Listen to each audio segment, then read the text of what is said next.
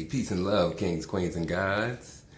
I'm going to give y'all a minute to get on in and for all of these extra IG things that pop up on the screen.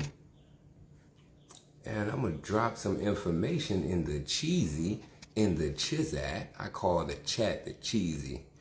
Peace and love. Come on in, sit down, get comfortable. We about to go over how to build your own meditation practice. Let's see. And invite a friend, come on in, sit down. We'll get started in about a minute or two. I'm gonna get the other platforms up and running. Boom, boom. All right. What's good, IG? Like I said, tell a friend, come on in, sit down, get comfortable. Cause we about to talk a little meditation. Start streaming. Could not specify a channel. All right, y'all playing games. That's fine. We're gonna do it straight here on IG. Slide. There we go. Now I can see y'all. Now I can see you vibing with me. So my name is Jarrick. I'm the Floating Yogi, and with UE, we're UE Urban Yogic Wellness and Education. We're restructuring health and wellness in the community, bringing the power of healing and evolution back to the individual's hands. So I want to thank Black Boy Zone for giving me this opportunity to come out here and share my practice with you, something that's helped me not only just on the mat, but in my day-to-day life application. I feel like practice is great, but if we're not able to transition from the mat to our day-to-day life, then we're missing like the most important aspect of it. So I guess we could jump straight on into it. Today is about how to build your meditation practice, and I'm gonna drop something in it. I'm gonna give y'all a moment to drop it in the cheesy. What is meditation to you?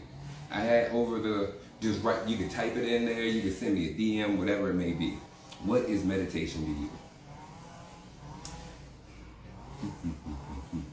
So for me, I've been hearing all these different definitions, these different philosophies of what it is.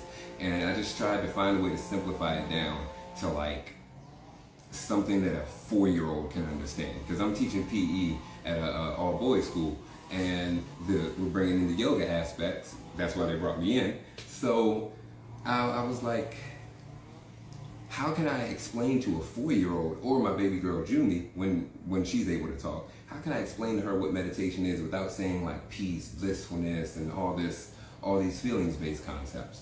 So I was like, I stopped and looked at it, did a little bit more research, and realized it's really just sustained focus. Listening to my body and calming my mind. Boom, that is a point of focus right there.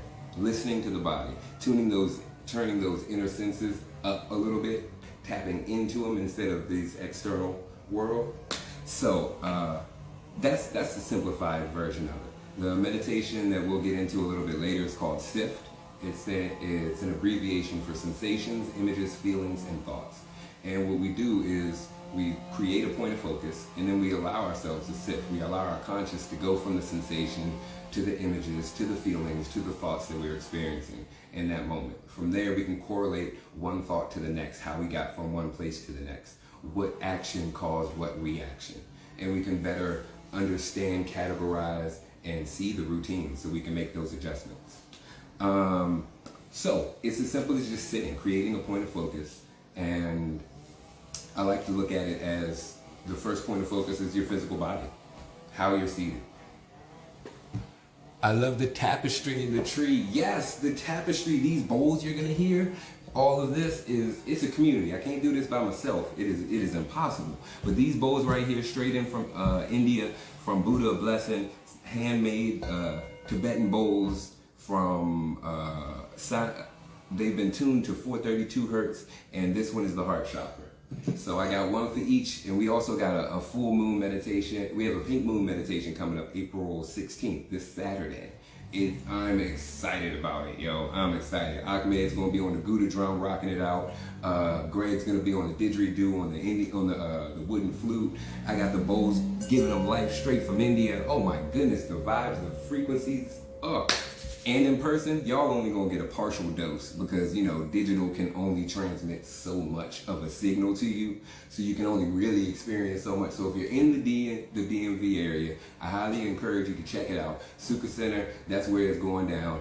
And I'll also be releasing a meditation, which is one of my singles that's going to be released on all streaming platforms at that event.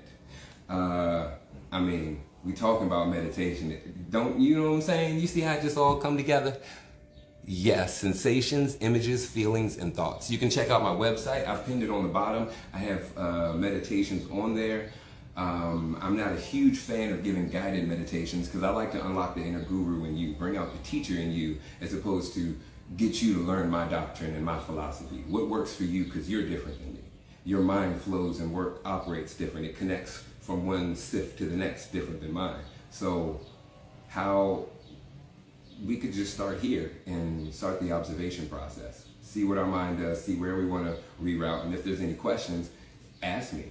If you don't express that something is happening, then I'm under the assumption everything is fine. Everything's great. You right there blissed out, just all the feels, serotonin, dopamine, just flooding the system. You got the chakras aligned at each intersection. Like, you got the breath flowing through them, through the Ida, through the Pingala.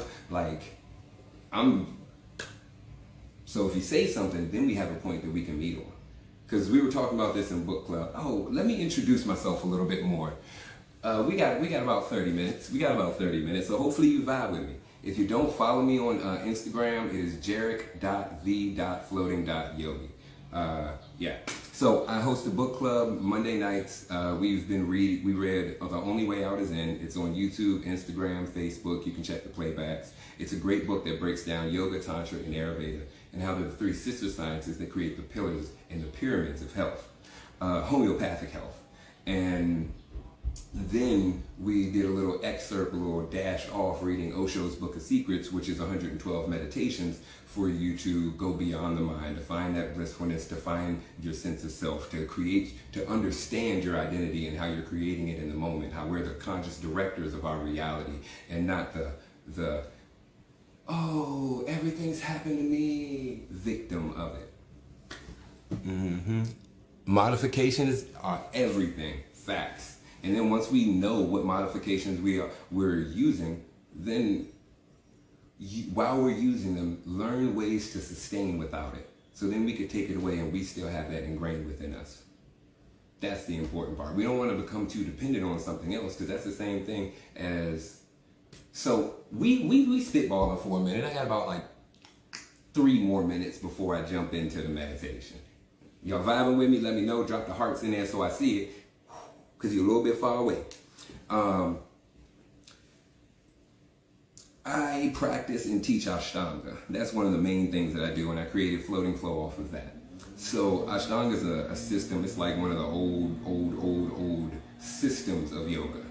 And why I like it is it has a lead class in which the teacher is guiding you. The teacher's imprinting their mindset, how they think about it, where they are in their body while you're flowing through it. You just automate your body, you go through it, right? And then there's another way, which is called Mysore. I teach Mysore at Sukha Center, which I was mentioning with Ahmed, with Damien, with my partner G, Candace. Oh my gosh, when I tell you it's like an all-star team, like the Avengers out there, I'm serious. It's like the Avengers. So if you ain't local, get local. I'm just... And in the Mysore setting, you come in, you do your own practice. You start at sun salutations. If you could do simple Surya Namaskar A, Surya Namaskar B, boom. Once you have the stamina, the ability to not get lost in the sifts, the sensations that you're feeling in your body, getting lost in the flow. Is it jump forward now? Is it fold? Is it chaturanga? I don't know. Maybe up dog. Once you can pace through that, once you can go through it, then we start with the sequence. Padagustasana, Padahastasana. Keep rocking and rolling. As you build up and shore up those foundations, then we add a little bit more to it. So that's unlocking the inner guru in you. That's allowing you to make the choice. Do you have the effort? Do you have the time? You have to adjust your life to figure out ways that you can better yourself on something as simple as this mat. How you do one thing is how you do everything. So why not do it on something we have minimal consequences on. So, boom, with that being said,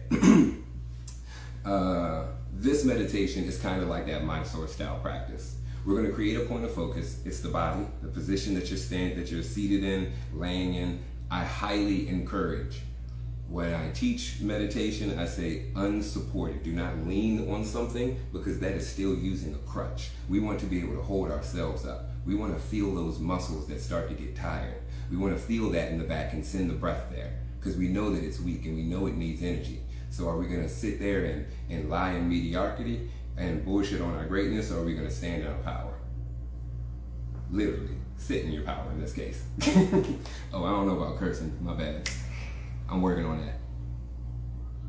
Sort of. Nah. Anyway, sip meditation. Similar concept. We create that point of focus, the physical body, where you are. You can actually, I encourage you to close your eyes and visualize. Use that third eye, that prefrontal cortex, to picture that inner world. You can even call it the inner citadel. You can start with the gross matter, like the bones, like the muscles. Then start to feel the angle that they're pressing down. What's beside it.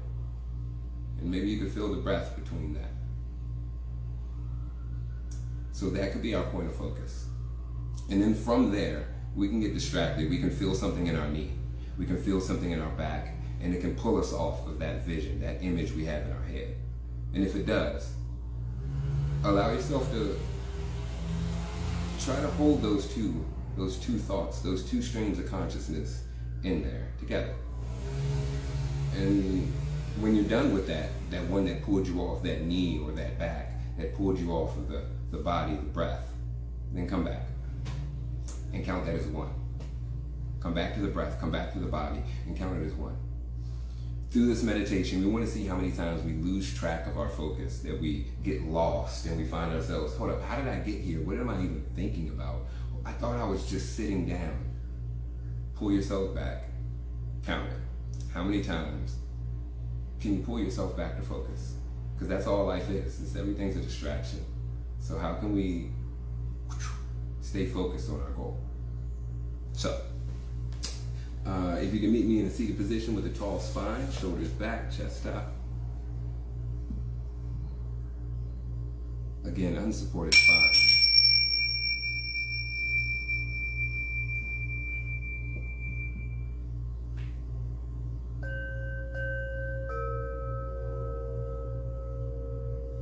And all you're doing is watching the breath, visualizing where you feel it.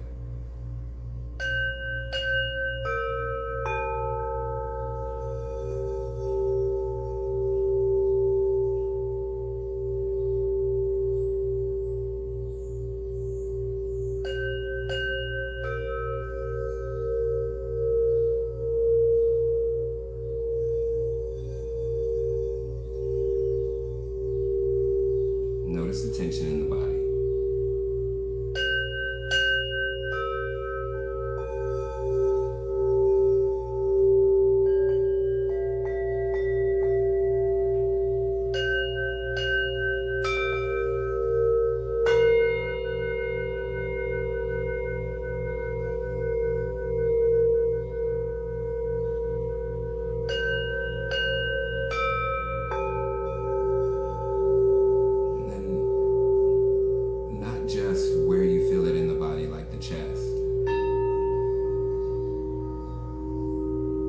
Think of it in 3 dimensions.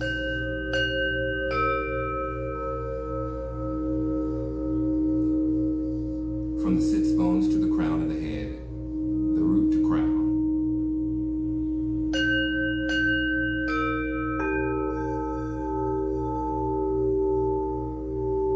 From the back to the chest, think depth.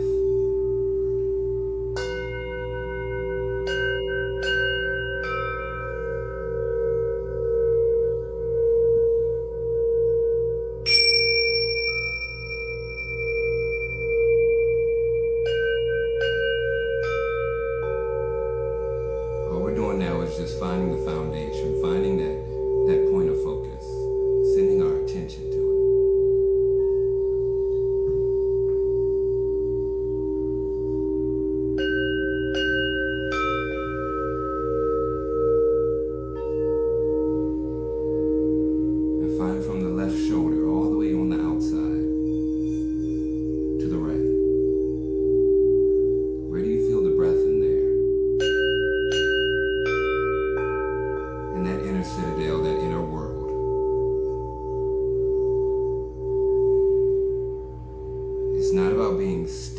se.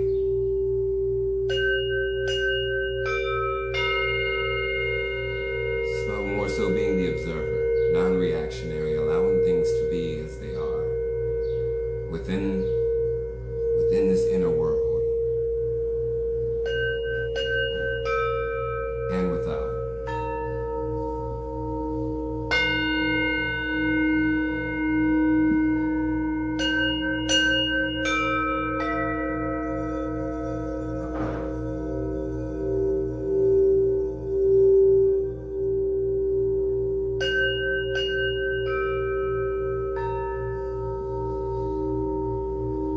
And now with this feeling of the physical body, the weight of it, the image,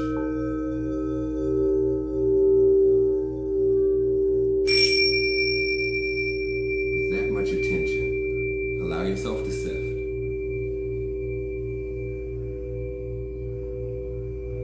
To just be with the silence, to be with the white noise behind you. To follow the bowls.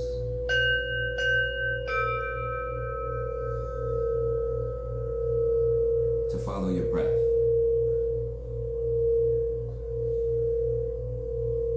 And to observe where it goes.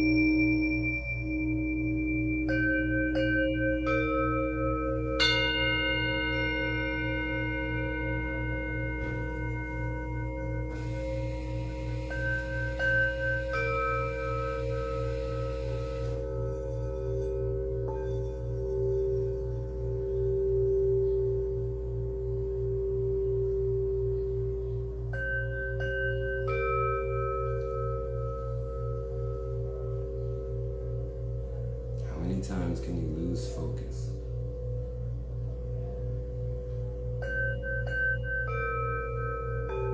And come back? Can we get distracted in life?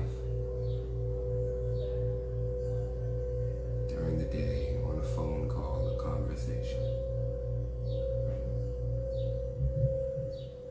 Through that dissonance,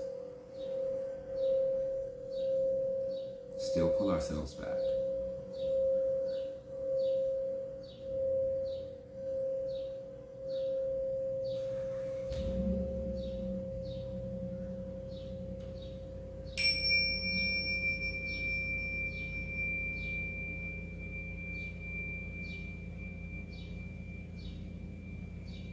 Allow yourself to sit in silence, to soften into it.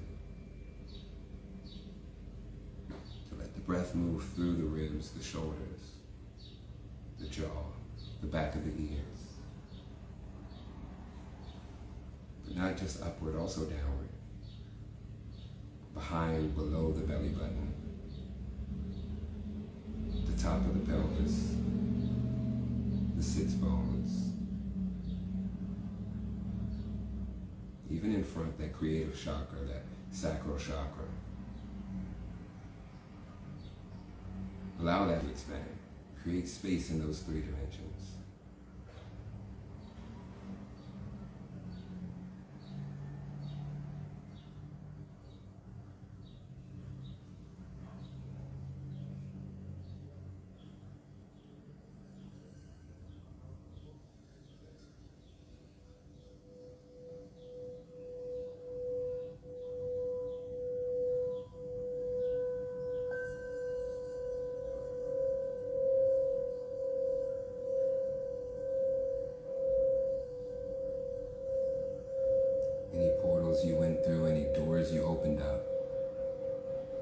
papers you took out of folders. Start to put them back.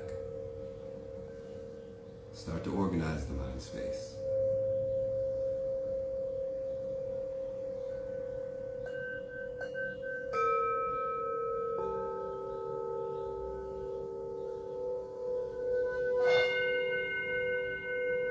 Start to come back to the body. That point of focus.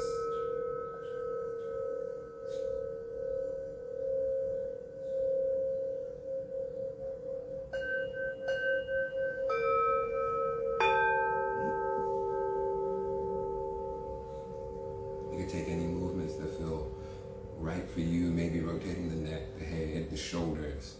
But keep the eyes closed, stay in that inner world. And then we'll close with 3 breaths. Bring the hands to prayer. First one, in and out through the nose, keeping the energy in. And the last 2, in through the nose and out through the mouth, letting it go.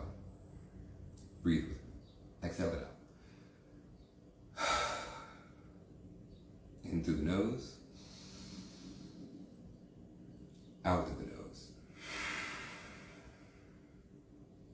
In through the nose, a little bit deeper than the last. Out through the mouth. Keep pushing, keep pushing, keep pushing. In through the nose again. This time above the height of the last, below it, behind it, in front. Find those 3 dimensions. Exhale, let it go. You can bring the thumbs to the forehead. Take a bow. Thanks for sharing space. Thanks for the time, for your attention. There was a few other things I wanted to mention. We gotta shake off the yoga high, right? There was a couple other things I wanted to mention. I have a Monday night book club. I go live on IG, Facebook, YouTube, some other platforms. And it's also in the Zoom room, so you can sign up on the website. It's no cost. You just sign up, drop the email in, your name, boom, sends you the link. You in there. Monday's the book club, and we're going to be starting in April 25th, The Divine Matrix. And The Divine Matrix is dope. It is bridging time, space, miracles, and belief. So I like to look at it as it takes the law of vibration and the law of attraction and maps it over this reality, makes it make sense and applicable for us. I'm all about application. This is good, but how can it be used? It can be great to have something that's $1 million, but if I'm not able to leverage it to help some people out who don't have money, then what's the point of talking about it? Anyway, so this talks about how can the law of attraction and the law of vibration apply to us? How can we utilize it? But not all about the law of vibration and attraction, I encourage you. That's Monday night. Then there's Tuesday night is a virtual led Ashtanga, half primary. That's at 6 p.m. The book club's at 6 p.m. as well. Thursday, I do Midday Mind Right, which is a midday meditation similar to this. We might do a Sith meditation. We generally bring in the concepts that we read about Monday night onto the Tuesday night's flow and Thursday night's meditation. Then there's Saturday, 10:30 a.m., which is a virtual float and flow. That's my style. That's what I've gained from Ashtanga with a little bit of my swag, my pizzazz on it, my cha-cha, real smooth. Well, chaturanga, real smooth. But you'll get that when you come to class. You'll know where that's from. What else was there? And Sunday, I elevated System Flow at UE Center. There's a whole bunch happening. I just encourage you to check it out. I've been shadow banned, so my content hasn't gone out there. So, I appreciate this opportunity. Thanks, Daddy. Thanks, Black Boy Zone. We out here doing it. It's a network. We cannot do this together. It's too many people out here. Outside of that, if you had any questions, comments, wanted to work on anything, I almost forgot the second most important thing. Daggone it. For meditation, if you wanted to get your practice started and to actually tune in with me on a daily basis, every day on my IG stories, I have daily meditation accountability. So you meditate, vote, and share, and it's also associated with a monthly giveaway. last month, Dolly gave away some of her bracelets, her beads. She had a whole swag bag for people. The month before that was a virtual private session, private pack. The growth was fire. I'm still seeing it in the Mind Sword room, yo. I'm telling you. I was giving away towels, hoodies, shirts. There's a whole bunch happening, and just some incentive to continue to be around people who are trying to better themselves, because that's what's impactful right there. If you're around people who are trying to better themselves, you're creating the environment to thrive, as opposed to having to fight and push at every single turn. Like, oh, did you hydrate? Did you drink some water today? Nah, man, I want a soda. All right, but I thought we was working on like drinking, being healthy. Oh yeah, I'm gonna start that tomorrow. Yeah, X. I'm on a growth mission. If it ain't about growth, it ain't about me. I gotta go. All right, nothing wrong with you. You can keep doing it. If you want it, you got it. But I'm over here. So, with that being said, again, the website, floatingyogi.com. A way you can reach me on IG, jarrick.the.floating.yogi. It comes up.